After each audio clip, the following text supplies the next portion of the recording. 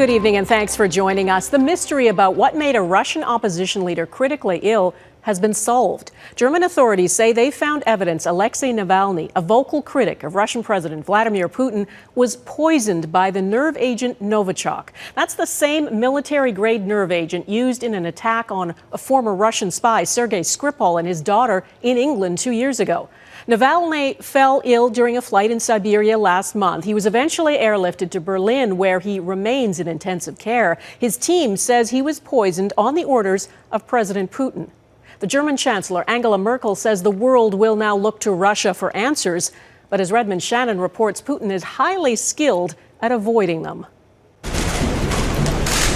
An announcement that has again pitted the West against Russia in a battle for the truth. Chemischen Nervenkampfstoff der Novichok-Gruppe. Novichok, says German Chancellor Angela Merkel, unequivocally identified as the chemical used to poison Russian opposition politician Alexei Navalny.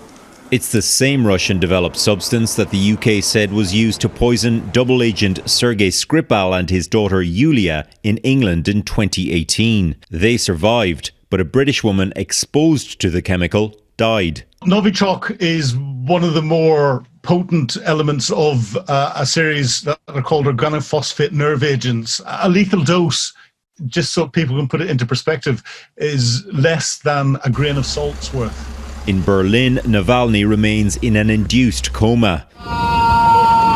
2 weeks ago, he collapsed in agony on a plane from Siberia to Moscow. Russian hospital staff and the Kremlin maintain there's no evidence of poisoning, but Navalny's supporters insist he was targeted by President Vladimir Putin. In this video, believed to be filmed shortly before the incident, Navalny again encouraged Russians to vote tactically against Putin's United Russia Party.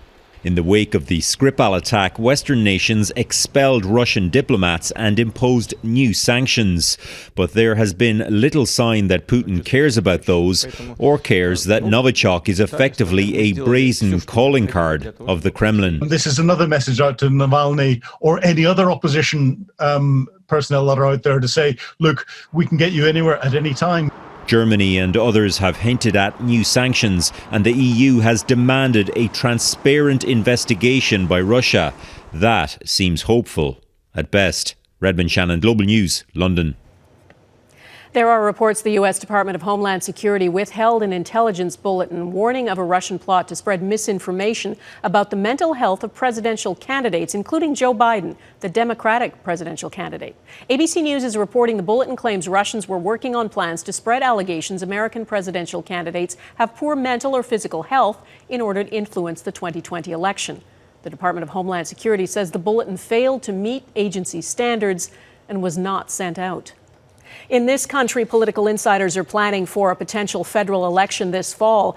In case you forgot, the last one was just last year. Prime Minister Justin Trudeau lost his majority, and now there's a new man leading the Conservative Party who wants to make his mark. You might ask why anyone would even be thinking about another federal election so soon, especially in the midst of a pandemic. Well, our Ottawa Bureau Chief Mercedes Stevenson is here to fill us in. Mercedes, what's up, and how serious are the plans for a fall federal election? Well, Donna, it feels like it was just yesterday, at least here in Ottawa, that we just had an election. It was 1 year and 1 week ago that it was called, but already the national capital is buzzing about it happening again. Prime Minister Justin Trudeau was on a virtual tour of British Columbia today. And while it's totally normal for a prime minister to touch base in different parts of the country, the rhetoric by the Liberals recently has more of a campaign feel. Take a listen to what the prime minister told Global BC this afternoon about his plans for the fall.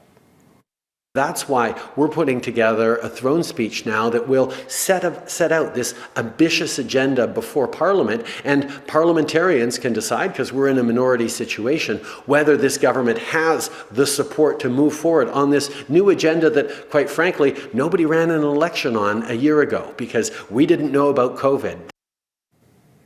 So, Donna, right there you have the Prime Minister really putting the ball in the opposition's court, saying that they're going to put it to these parties to decide. But there is a big political calculus that everyone has to be thinking about, and it's not just what's in that throne speech. It's, do Canadians actually want an election? Or is there a risk that they will punish the party who pulls the plug in the middle of a pandemic? It's something that all of the parties are watching very closely, and they're conducting polls on. But I can tell you that sources in the Liberals, Conservatives, and NDP say that they are already planning campaign logistics and will be ready to go if there is a snap election this fall. For the Liberals, the advantage of an election now is a mandate to spend significant amounts of money on social programs in that throne speech. And you heard the Prime Minister making reference to that. There's also a chance to plunge onto the hustings before the Conservative leader has a chance to really establish his brand, and frankly, a chance for the Liberals to eat the NDP's lunch when it comes to policy. The desire to get ahead of a potential looming recession could be another factor. Most political insiders think that a spring election is more likely at this point, but Donna, sometimes speculation like this generates its own kind of pressure. All right, Mercedes Stevenson in Ottawa, thanks.